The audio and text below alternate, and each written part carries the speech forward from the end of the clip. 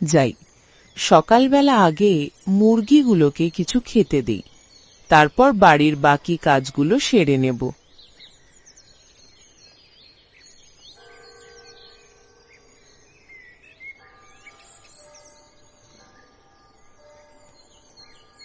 মিঠি, কই মা? ওঠ ঘুম থেকে, সকাল তো হয়ে এলো। আর কত ঘুমাবি? বাড়ির কত কাজ পড়ে আছে। একলা একলা কি আমার পক্ষে বাড়ির সকল কাজ করা সম্ভব?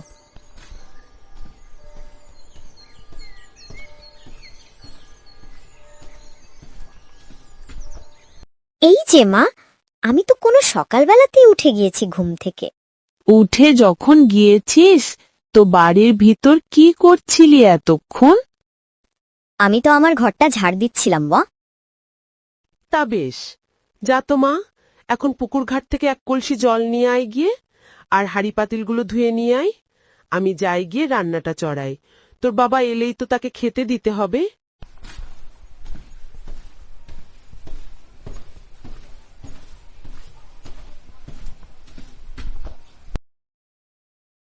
এবার দেখছি ছোটর জমিতে ফসল অনেক ভালো হয়েছে।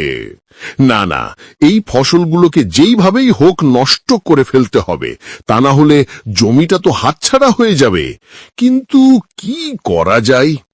যাই, বাড়ি গিয়ে ভেবে চিন্তে কোনো একটা উপায় বের করি গে।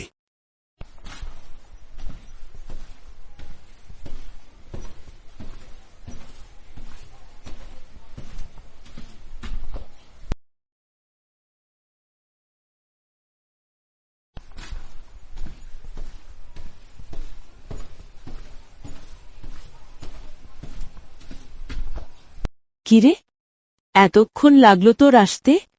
সে কখন থেকে তোর পথ চেয়ে বসে আছি আমি। কি করব মা, পুকুর পাড়ে জয়া কাকির সাথে দেখা হয়ে গেলে তার সাথে গল্প করতে করতেই তো দেরি হয়ে গেল। ঠিক আছে, যা তো মা, তোর কাকিমার বাড়িতে গিয়ে কিছু সবজি নিয়ে আয়। বাসায় তো চাল ছাড়ার কিছুই নেই রান্না করার মতো। তোর বাবার তো বাজার করে ফিরতে ফিরতে ফের সন্ধে হয়ে যাবে। আচ্ছা মা, আমি এখনই যাচ্ছি কাকিমার বাড়ি। তুই গিয়ে সবজি নিয়ে আয়, আমি গিয়ে চুলায় ভাতটা বসাই।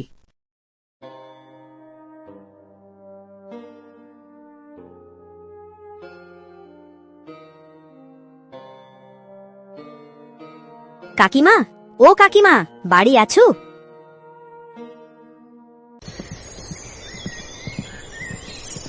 কে, মিঠি নাকি? আয় মা, ভেতরে আয়, ভেতরে এসে বস, আমি কিছু খাবার জন্য নিয়ে আসছি। না কাকিমা, ভেতরে আর আজকে বসবো না। মা তোমার কাছে পাঠালো কিছু সবজি নিয়ে যাওয়ার জন্য। আসলে আমাদের বাসায় তো আজকে রান্না করার মতো কিছুই নেই, আর বাবা বাজার করে আসতে আসতে সন্ধে হয়ে যাবে। ও তাই বল, বাড়ির ওপাশটায় দেখ, গাছে কিছু বেগুন ধরেছে, ওখান থেকে যা লাগে নিয়ে যা। ঠিক আছে কাকিমা। আর শোন মা, বাড়ির পিছনে যে পুকুরটা আছে সেখান থেকে কিছু কচু তুলে নিয়ে যাস মনে করে।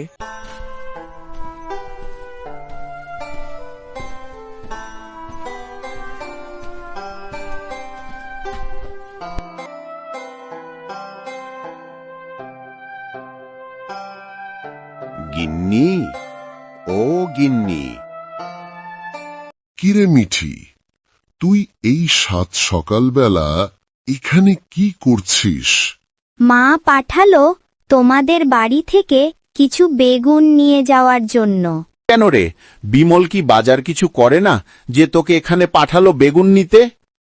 আহ, কি শুরু করলে! বাদ দাও এসব কথা। মিঠি, তুই যা তো মা, বেগুনগুলো নিয়ে তাড়াতাড়ি বাসায় যা। কি শুরু করলে গো তুমি? অতটুকুন ছোট বাচ্চাটার সাথে কেউ এভাবে কথা বলে? আরে গিন্নি, তুমি চেনো না ওদের। তোমাকে সহজ সরল পেয়ে আমার কষ্ট করে আয় করা টাকা পয়সা সব নিয়ে যাচ্ছে। টাকা পয়সা উপার্জন করতে কত কষ্ট হয় তা তুমি জানো না গিন্নি। আমার ওসব জেনে কাজ নেই বাপু, ওসব তুমি দেখো গে। কিন্তু ওদের সাথে তোমার এমন আচরণ আমার কিন্তু একদমই ভালো লাগে না। মানলাম বিমলের আয় উপার্জন একটু কম, তাই তাদের আর্থিক অবস্থা একটু খারাপ, তাই বলে তুমি তাদের সাথে এমন করবে? আরে বিমল তো তোমার আপন ছোট ভাই লাগে, তাই না? নিজের আপন ভাইয়ের সাথে কেউ কখনো এমন করে? বাদ দাও গিন্নি এসব কথা, যাও গিয়ে খাবার নিয়ে এসো, অনেক ক্ষুধা লেগেছে। ঠিক আছে, তুমি হাত মুখ ধুয়ে বসো, আমি নিয়ে আসছি তোমার খাবার। আজকে রাতের ভিতরেই বিমলের জমির কোনো একটা ব্যবস্থা করতে হবে, কিন্তু গিন্নিকে এ ব্যাপারে কিছুই জানান যাবে না।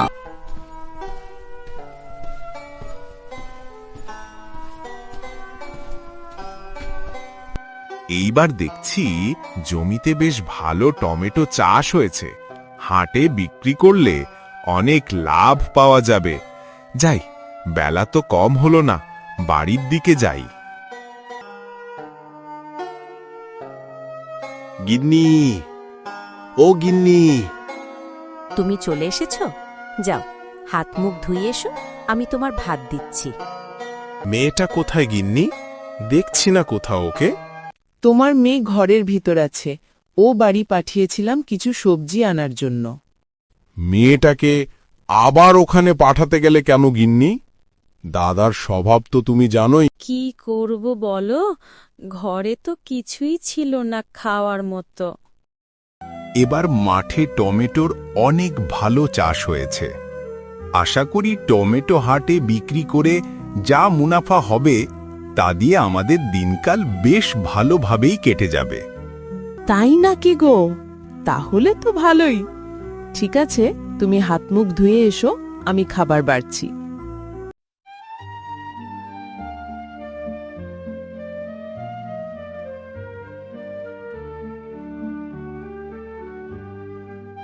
এই রাতের বেলা আশেপাশে কাউকে দেখছি না।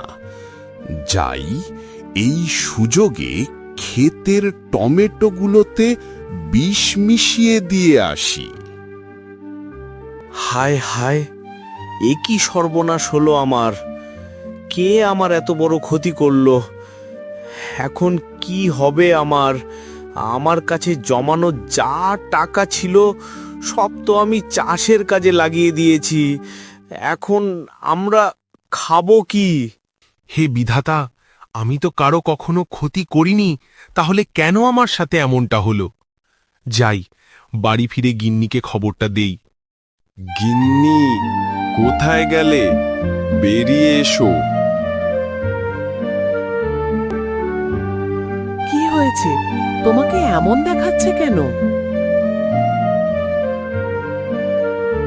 কি আর বলবো গিন্নি, কে জানি আমার খেতে বিষ ঢেলে দিয়েছে। আমার প্রায় সব টমেটো পচে গিয়েছে। আমরা শেষ হয়ে গিয়েছি গিন্নি। তুমি চিন্তা করো না, কোনো না কোনো একটা উপায়ে অবশ্যই বের হবে। আচ্ছা, টমেটো কি সবগুলোই নষ্ট হয়ে গিয়েছে, নাকি কিছু ভালো আছে? না গিন্নি, কিছু টমেটো এখনো ভালো আছে। তাহলে তুমি সেই টমেটোগুলো নিয়ে আসো। সেগুলো দিয়ে তুমি কি করবে গিন্নি? এগুলো দিয়ে আমি তোমাকে টমেটোর খিচুড়ি বানিয়ে দেব, আর তুমি সেগুলো বাজারে বিক্রি করবে। টমেটো খিচুড়ি? এটার নাম তো আগে কখনো শুনিনি গিন্নি। হ্যাঁ গো, এটা আমার নানিমার রেসিপি। আমি যখন ছোট ছিলাম, আমার নানি আমাকে প্রায়ই এটা রান্না করে খাওয়াতো। ঠিক আছে গিন্নি, তাহলে আমি জমিতে গিয়ে টমেটোগুলো নিয়ে আসি। কি হলো রমেশ, তুই এখানে বসে আছিস? ওদিকে তো বাজারে আগুন লেগে দোকান পুড়ে গেছে। কি বলছিস তুই? বাজারে আগুন লেগেছে মানে? কিভাবে লাগলো? আগুন আর আমার দোকানেরই বা কি অবস্থা? তুই গিয়ে তাড়াতাড়ি একবার দেখে আয়। হ্যাঁ হ্যাঁ, আমি এখনই যাচ্ছি। গিন্নি কোথায় গেলে? আমি চলে এসেছি গিন্নি। কি হয়েছে গো? টমেটোর খিচুড়ি বুঝি বিক্রি হয়নি? কি বলছো গিন্নি? খিচুড়ি সব বিক্রি হয়ে গেছে, কাল থেকে আরো বেশি করে বানিয়ে দিবে। তাহলে তো ভালোই, আমাদের আর কোনো চিন্তা রইল না গো। হায় হায়, আমার দোকান দুপুরে ছাই হয়ে গেল যে, এখন আমার কি হবে? তোমাকে বারে বারে বলেছিলাম আমি যে অন্যের ক্ষতি করতে যেও না। দেখেছিলে তো এবার, তুমি বিমলের ক্ষেতের সব টমেটো নষ্ট করে ফেলাতে তোমারও কি বড় ক্ষতিটা হয়ে গেল। বিধাতা তোমারও সর্বনাশ করে ছাড়লেন। আমার ভুল হয়ে গেছে গিন্নি, আমি বিমলের কাছে যাব ক্ষমা চাইতে।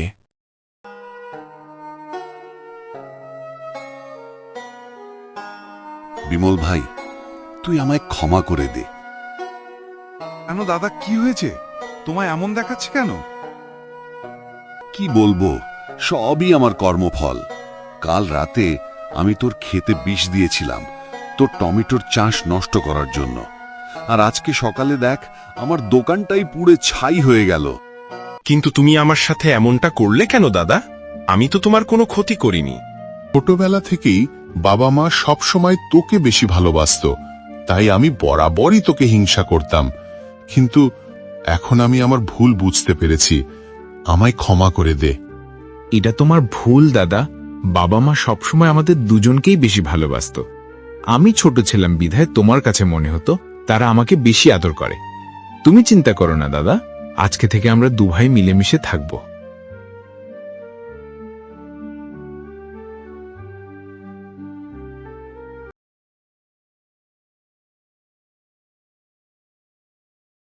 সকাল তো কম হলো না বলি, আর কতক্ষণ ঘুমাবে? উঠবে কখন আর বাজারেই বাজাবে? বেলা তো হয়েই এলো। কি হলো? সকাল সকাল এত চিৎকার চেঁচামেচি করছো কেন? তোমার জ্বালায় কি শান্তি মতো একটু ঘুমাতেও পারবো না। তুমি ঘুমিয়েই থাকো, আর ওদিকে মেয়ে আর মেয়ের জামাই চলে এলো বলে। কি জ্বালা, আবার কেন আসছে? জামাই এলেই তো আবার এক গাদা টাকা খরচ। হায় কপাল, তোমার মতো কিপটা আর দেখিনি। মেয়ের জামাইকে খাওয়াবে, তাতেও এত কিপটামি? এইসব বাদ দাও, তুমি তাড়াতাড়ি বাজারে যাও তো। দিনটা ঘরে যা আছে তাই দিয়ে চালিয়ে দাও গিন্নি, কালকে গিয়ে বাজার করে নিয়ে আসবো। ওসব কথা একদম বলবে না তুমি। সারা জীবন আমাকে তো না খাইয়ে রেখেছ, এখন কি মেয়ের জামাইকেও না খাইয়ে রাখবে? বাজারে গিয়ে বড় মাছ, মুরগি, সবজি, মিষ্টি সবকিছু নিয়ে আসো। আরে সব কি আমি আনবো নাকি? জামাইও তো আসার সময় কিছু নিয়ে আসবে, তাই না?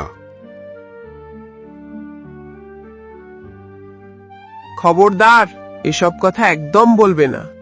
তুমি বাজারে যাও বলছি, নয়তো কিন্তু খুব খারাপ হয়ে যাবে। ঠিক আছে গিন্নি, তুমি রাগ করো না, আমি যাচ্ছি এক্ষুনি।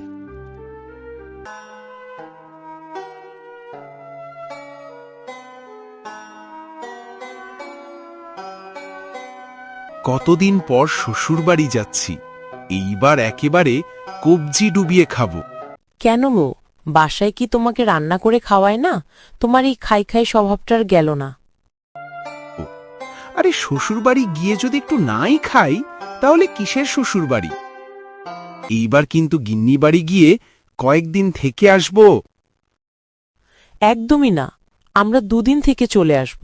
সে কি গিন্নি, এতদিন পর শ্বশুর বাড়ি যাচ্ছি, মাত্র দুদিন থেকেই চলে আসবো? বেশি দিন শ্বশুরবাড়ি থাকলে গ্রামের মানুষ অনেক কথা বলবে। ওই যে কিপটে খুড়োটা এদিকেই আসছে, কোনোদিন তো কোনো মাছ কেনেই না। তারপরও জিজ্ঞেস করে দেখি যদি কিছু কেনে।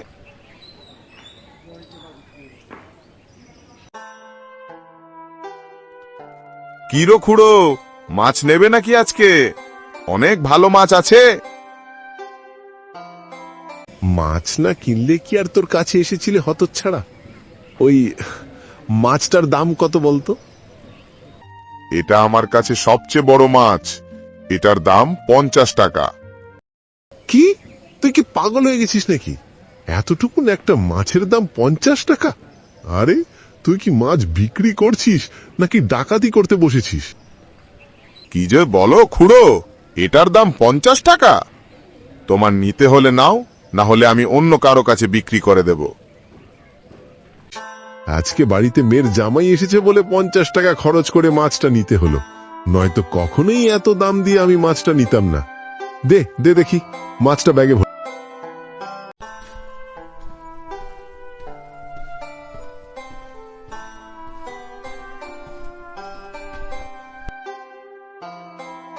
মা, ও মা, কোথায় গেলে? দেখো আমরা চলে এসেছি। এসেছিস মা? কেমন আছো বাবা জীবন? কতদিন পর এলে তোমরা বলো তো? এই তো মা, আমরা ভালোই আছি। আপনারা কেমন আছেন?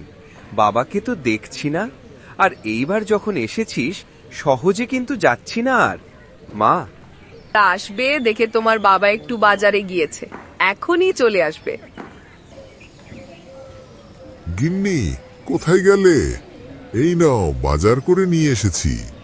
কেমন আছেন বাবা? এই যে আমরা চলে এসেছি। হ্যাঁ, চলে এসেছো আমার পকেটটা ফাঁকা করতে। কিছু বললেন বাবা? না না, কিছু বলিনি। বললাম তা কেমন আছো তোমরা? এই তো বাবা, আছি ভালো।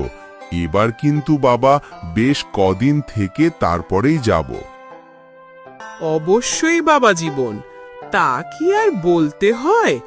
এবার যখন এসেছো, মাস খানেকের আগে তো যাওয়া চলবেই না। কি দরকার ছিল গিন্নি জামাইকে মাসখানেক থেকে যাওয়ার কথা বলার? তুমি জানো এই জামাই আমার পকেট পুরো ফাঁকা করে দিবে। তুমি কি গো, মেয়ে জামাই থাকতে চাইছে আর তুমি মুখের উপর না করে দিতে চাইছো? এই তো শুধু মেয়ে জামাই না, এই হচ্ছে খাদক মেয়ে জামাই। শ্বশুর বাড়িতেও মনে হয় আমার মেয়েটাকে সারাদিন রান্না করিয়ে করিয়েই মারে। এর ঘরেই মেয়ের জামাই আছে, তারা তো শুনতে পাবে।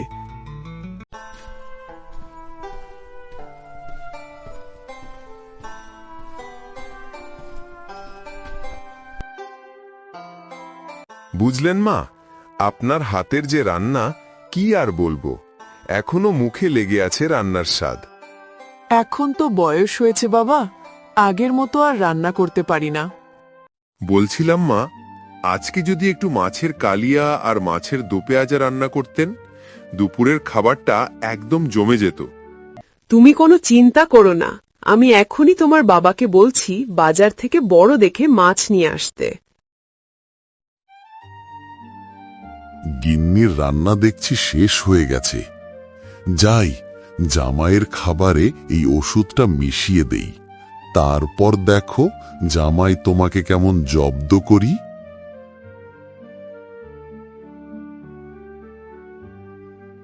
বউ, আজকে দুপুরে খাবারের পর থেকে শরীরটা কেমন জানি খারাপ লাগছে।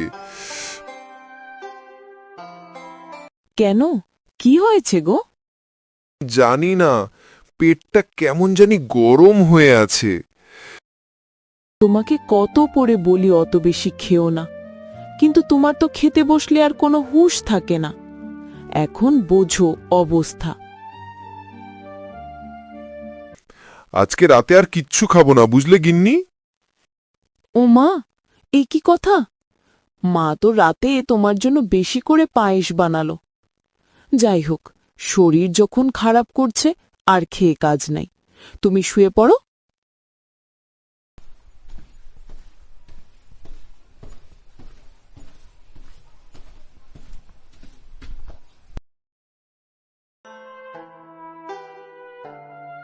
রাতে তো না করে দিলাম শাশুড়ি মাকে যে কিছু খাবো না, কিন্তু এখন কেমন জানি পেটটা ক্ষুধায় মোচড় দিয়ে উঠছে।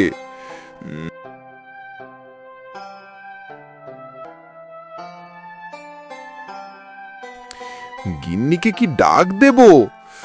না থাক, এত রাতে ডাকাডাকি করলে আবার সবাই জেগে যাবে। যাই, গিয়ে দেখি রান্নাঘরে কি।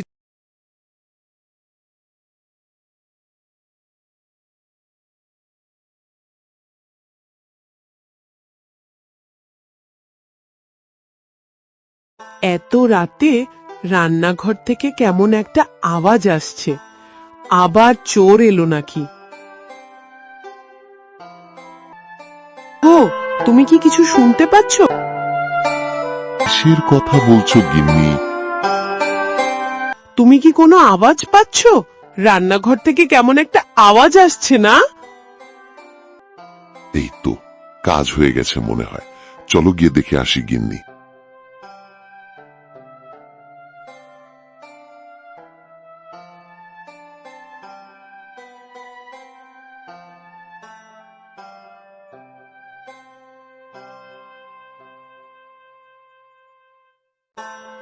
এই কে কে রে রান্নাঘরে?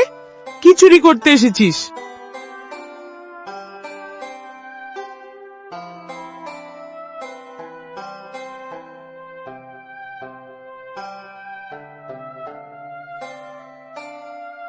জামাই, তুমি কিন্তু তুমি এমন চোরের মতো লুকিয়ে লুকিয়ে পায়েস বলে বাবা, মানে চলো আমরা এখনই বাড়ি ফিরে যাব।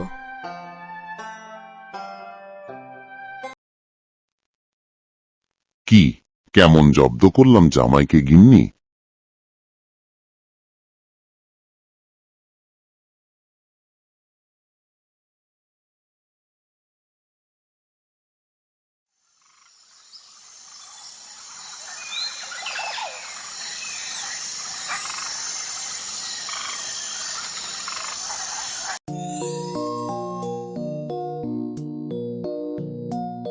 বাহ, আজকে সকালটা কত সুন্দর। যাই বাইরে গিয়ে একটু বসি। এইরকম সুন্দর আবহাওয়াতে একটু গান না গাইলে কি চলে?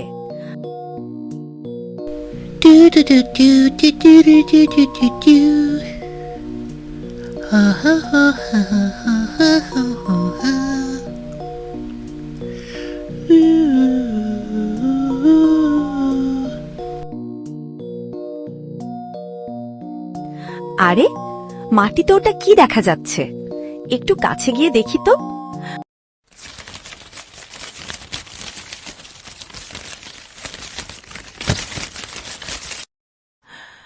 আরে, আমি দেখি মাটিতে পড়ে গেলাম। এখন আমি আমার বাসায় যাব কিভাবে?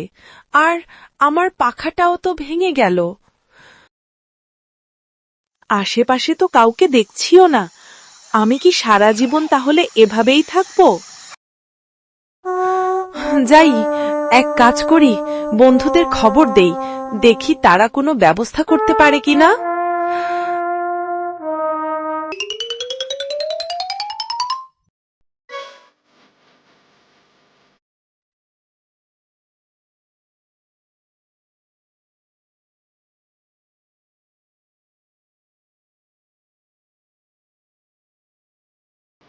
ও চিরি, তুমি এখানে নাচানাচি করছো? কি হয়েছে? তোমাকে এমন দেখাচ্ছে কেন? তার আগে চলো ফিঙ্গারের কাছে যেতে হবে। সব তো শুনলে তোমরা। এখন বলো আমি কিভাবে আমার বাড়িতে ফিরে যাব? এক কাজ কর, তুমি আমার পিঠে উঠে বসো, আমি তোমাকে তোমার বাসায় পৌঁছে দিচ্ছি। আরে, তোমার এই ছোট্ট শরীরে তুমি টুকিকে নিয়ে কিভাবে উড়বে? তার চেয়ে বরং চলো হাতিপুর কাছে যাই। তোমার এই সমস্যার সমাধান একমাত্র হাতিপুই করতে পারে। সবই তো শুনলাম, কিন্তু আমি তোমাদের এ ব্যাপারে কিভাবে সাহায্য করতে পারি? তুমি যদি তোমার ওই লম্বা সুর দিয়ে টুকিকে গাছের ওপর উঠিয়ে দিতে তাহলে খুবই ভালো হতো। আমি রাজি আছি, কিন্তু আমার একটা শর্ত আছে। কি শর্ত বলো? আমাকে কিছু কলা গাছ এনে দিতে হবে খাওয়ার জন্য, এরপরই আমি তোমাদের কাজটা করে দিব। ঠিক আছে, তুমি একটু অপেক্ষা করো, আমরা এখনই তোমার জন্য অনেক কলা গাছ নিয়ে আসছি। এই দেখো, এখানে কত কলা আছে। এখান থেকে তুমি যত খুশি কলা খেতে পারো।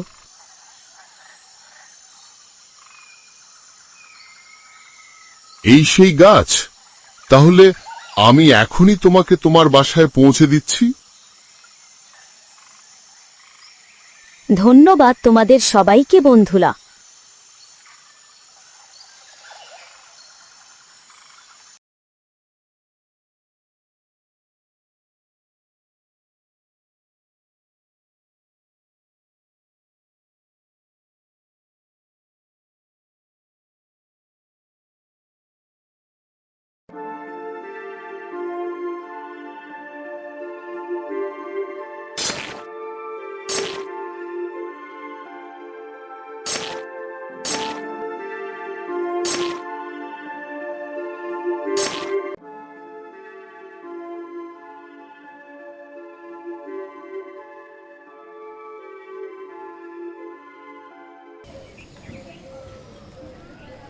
বাবা, আমি একটু তোর মামার বাড়ি যাচ্ছি কিছুদিনের জন্য। তুই ঠিক মতো খাওয়া দাওয়া করিস আর নিজের যত্ন নিস। ঠিক আছে মা, তুমি কোনো চিন্তা করো না, আমি নিজের খেয়াল রাখবো।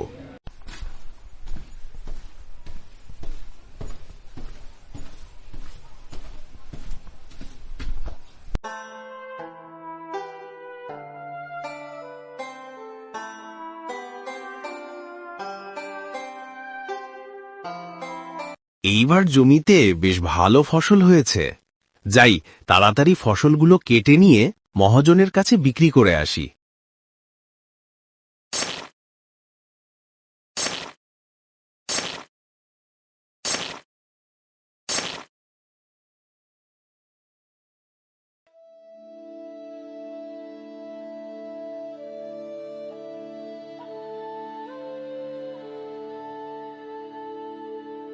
ধান বিক্রি করে মোটামুটি ভালোই টাকা পেলাম।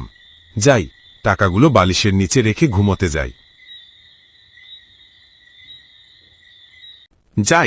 টাকাগুলো নিয়ে বাজার থেকে কিছু জিনিস কিনে নিয়ে আসি।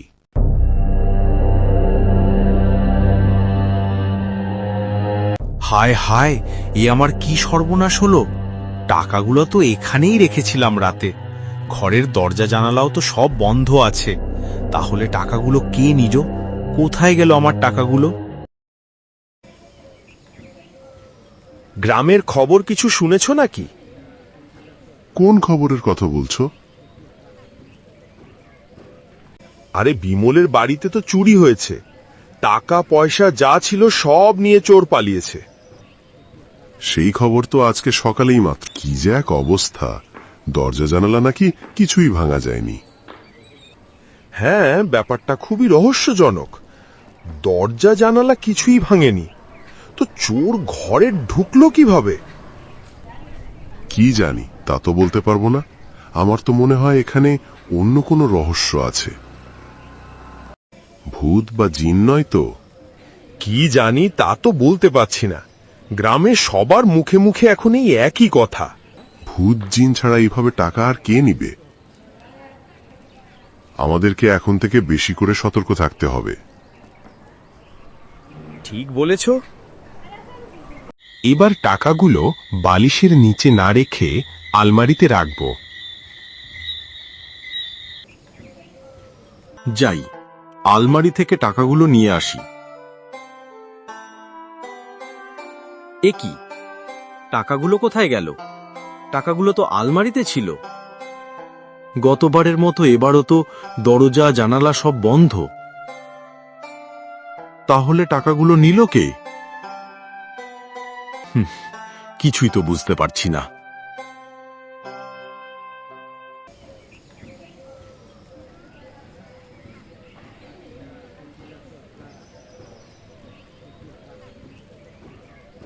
গিন্নি, আমি চলে এসেছি। তুমি এসেছো? গ্রামের খবর কিছু জানো? গ্রামে কি হয়েছে আবার? আরে, বিমলদার বাড়িতে নাকি গত রাতে আবার চুরি হয়েছে। কি বলছো? কই, আমি তো এই ব্যাপারে কিচ্ছু জানি না। আরে, কিছুক্ষণ আগে মিতা ভাবি এসে বলে গেল বিমলদা নাকি গ্রামের মোড়লের কাছে গিয়েছে এ ব্যাপারে কথা বলতে। কই, গ্রামে আর তো কারো বাড়ি থেকে কোনো চুরি হচ্ছে না, শুধু বিমলদার বাড়িতেই কেন? সে কথা আমি কিভাবে বলবো, কিন্তু আমার মনে হয় ওই বাড়িতে ভূত জিনের আছর আছে, নয়তো দরজা জানালা সব বন্ধ। টাকাগুলো কোথায় যাবে? তুমি তাড়াতাড়ি কিছু খেতে দাও আমায়, এরপর গিয়ে একটু শুনে আসি কি হয়েছে। তুমি হাত মুখ ধুয়ে বসো, আমি খেতে দিচ্ছি।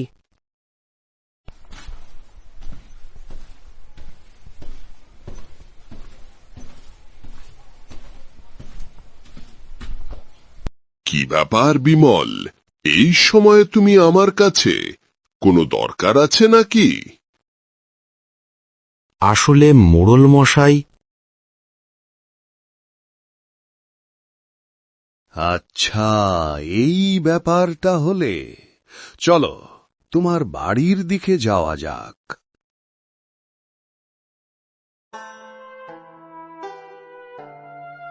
আপনারা সবাই তো বিমলের সাথে হয়ে যাওয়া ঘটনা জানেন, তো আমি চিন্তা করছি আজকে রাতে আমরা বিমলের বাড়িতে পাহারা দিব, দেখি চোর ধরতে পারি কিনা।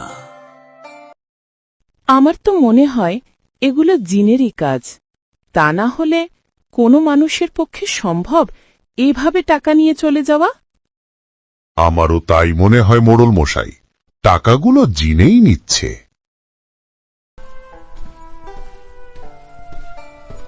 কি ব্যাপার, বাড়ির সামনে এত ভিড় কেন? আবার মোড়ল মশাইও দেখছি আছেন। যাই, তাড়াতাড়ি পা চালিয়ে বাড়ির দিকে যাই। কি হয়েছে বাবা, বিমল, এখানে এত ভিড় কেন? সব তো শুনলাম। আপনারা একটু বাহিরে দাঁড়ান, আমি ঘরের ভেতর থেকে আসছি।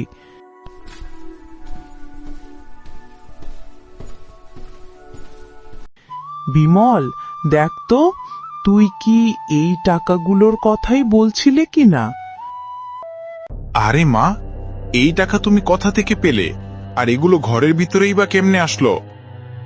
ছোটবেলায় তুই ঘুমের ভিতর হাঁটাচলা করতি আর ঘরের সব জিনিস নিয়ে আলমারির পিছনে ফেলে দিতি।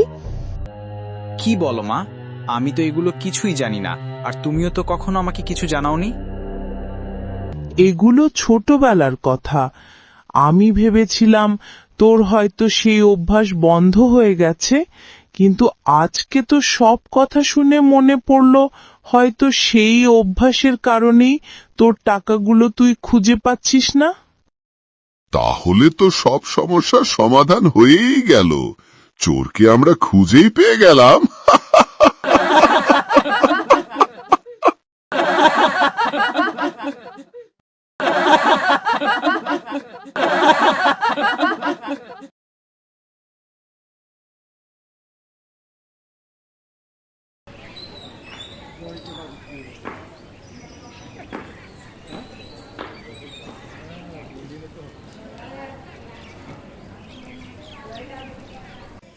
বৌমা, ও বৌমা, কই গেলা?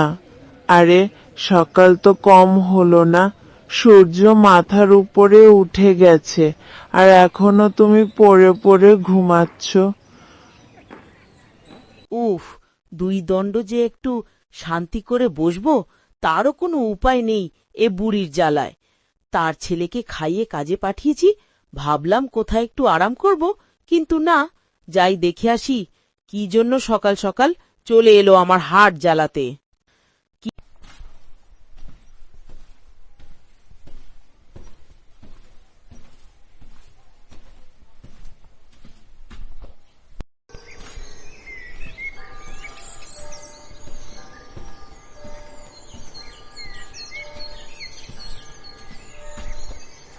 কি হয়েছে মা, সকাল সকাল এত চিৎকার চেঁচামেচি করছেন কেন? আপনি কি একটু শান্তি মতো থাকতে পারেন না?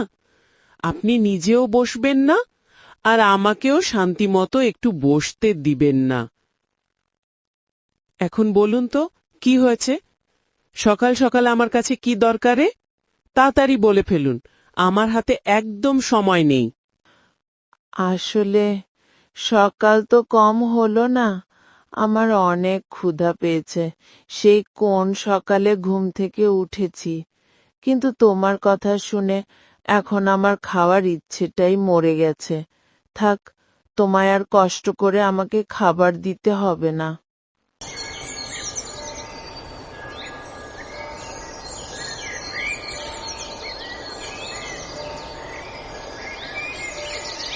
বাজার করতে করতে একদম সন্ধ্যা হয়ে গেল। যাই, তাড়াতাড়ি পা চালিয়ে বাড়ির দিকে যাই।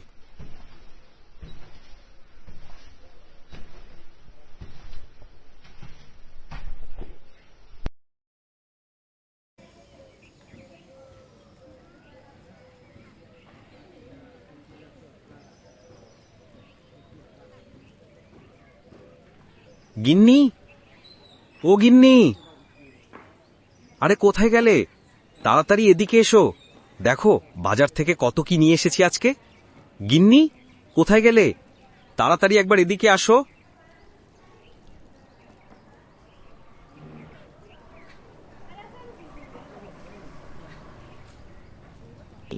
কি হয়েছে?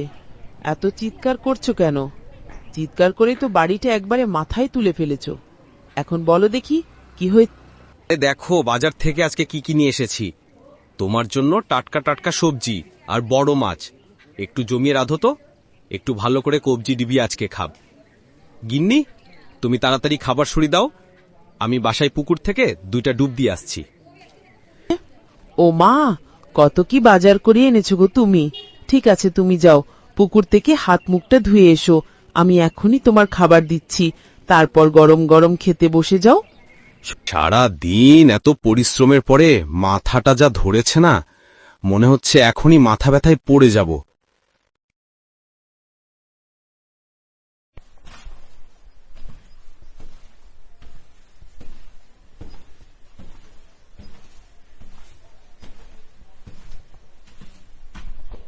তা মাকে খেতে দিয়েছ তো গিন্নি?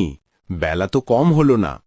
মাকে বরণ ডেকে নিয়ে এসো তুমি, একসাথে দুজন মিলে বসে আয়েশ করে খাই। শোনো, সারাদিন আমি তো আর বসে বসে খাই না, ঘরের অনেক কাজ করতে হয় আমাকে। আমি এত আদিক্ষেতা দেখাতে পারবো না। তোমার যদি মাকে ডাকতে হয়, তুমি যাও, গিয়ে ডেকে নিয়ে এসো। আজ সকালে এসেছিল তোমার মা। সকাল সকাল এসে কি চিৎকার চেঁচামেচিটা না করলো, কি আর বলবো। আমার দিনটাই খারাপ করে দিয়ে গেল। আমার আর এসব ভালো লাগে না। কি বলছো গিন্নি? সারাদিন এত পরিশ্রম করার পরে বাসায় এসে তোমাদের এই ঝগড়া আর ভালো লাগে না। যা ইচ্ছে করো, এখন আমায় একটু খেতে দাও দেখি, বড্ড ক্ষুধা পেয়েছে। সারা দিন সংসারের এই ঘানি টানতে টানতেই আমার জীবনটা কেটে যাবে। আর ভালো লাগে না এইসব। মনে চায় যেদিকে দু চোখ জয় সেদিকেই চলে যাই। গিন্নি, কোথায় গেলে? শুনে যাও। আরে আমাদের সব কিছু শেষ হয়ে গেল। কত বড় সর্বনাশ হয়ে গেল আমাদের। কোথায় গেলে গিন্নি?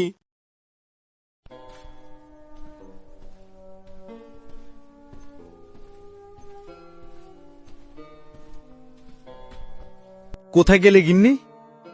গিন্নি, আমাদের বাজারের ওই দোকানটা আগুন লেগে সব কিছু জ্বলে পুড়ে ছারখার হয়ে গিয়েছে গিন্নি। আমরা শেষ হয়ে গিয়েছি। আমার সব জমানো টাকা ওই দোকানে ছিল, যা আগুনে পুড়ে শেষ হয়ে গিয়েছে। এখন আমাদের না খেয়ে মরা ছাড়া কোনো উপায় নেই। কি বলছো তুমি এসব? এখন আমাদের কি হবে গো? কিভাবে আমরা থাকবো? আর কি বা খাবো আমরা? জানি না গিন্নি, আমি কিচ্ছু জানি না। আমার মাথায় কিছুই কাজ করছে না। তুমি এখন কোনো একটা উপায় বের করো, এই সমস্যা থেকে কিভাবে মুক্তি পাওয়া যায়। আমি তো কিছুই বুঝতে পারছি না।